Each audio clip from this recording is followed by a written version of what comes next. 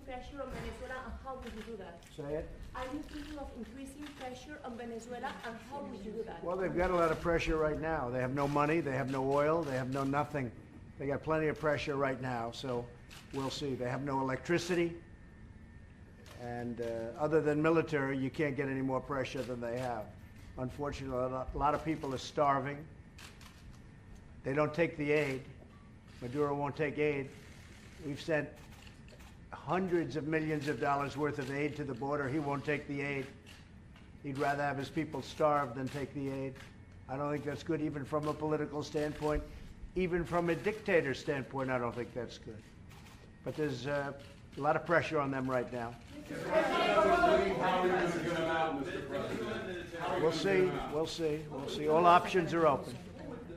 Just so you understand, all options are open. Go ahead. All options are open, yeah. Would you tell them it's better to let go now before things get much worse? I'm not going to tell them anything. They'll make their own decision. Mr. President, have you, you just said Russia needs to get out. Have you in any way communicated that through Mr. Bolton or through your representative at the United Nations? They know very well. They know very well. Go ahead. Next question. Is your staff opposed to you and your views on health care? Do you think... No, look, we're not talking about health care right now, but I will. The Republican Party is the... and you will see this very soon, because Obamacare is a disaster. It's too expensive by far.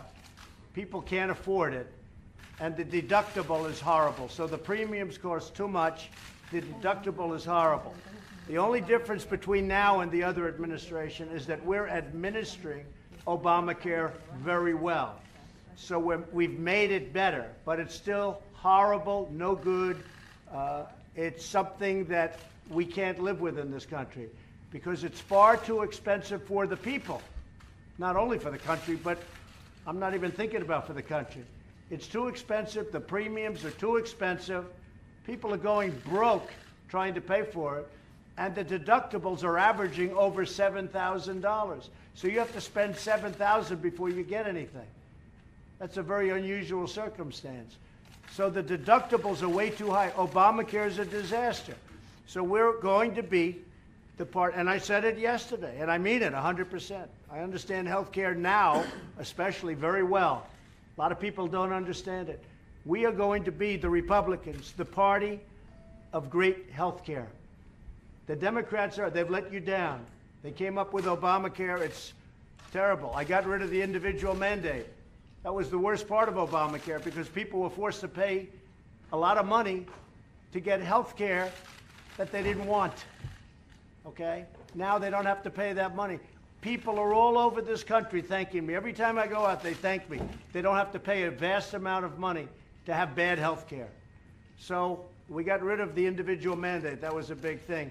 We will, you watch, we're going to be the party of great health care. And the Democrats have let you down. They've really let you down. Obamacare doesn't work. It's too expensive.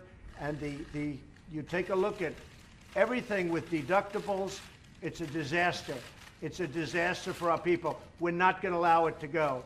So we're coming up with plans. We have a lawsuit right now going where phase 1 of the lawsuit terminates Obamacare, essentially terminates Obamacare. You know that. That's the Texas lawsuit.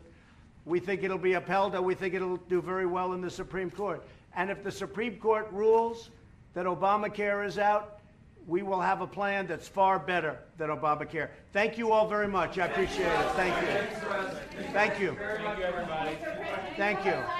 Thank you, No time left. Thank you very much. Thank you, everybody.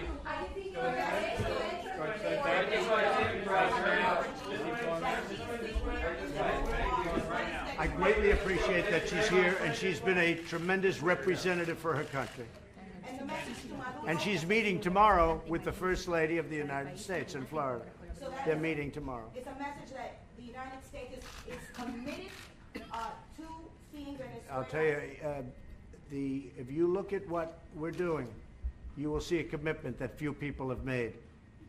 And frankly, this didn't have to happen in Venezuela.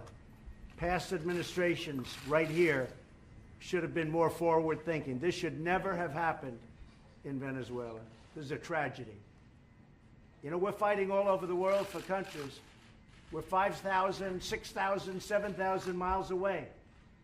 They never did anything with respect to Venezuela. Past administrations allowed this to happen.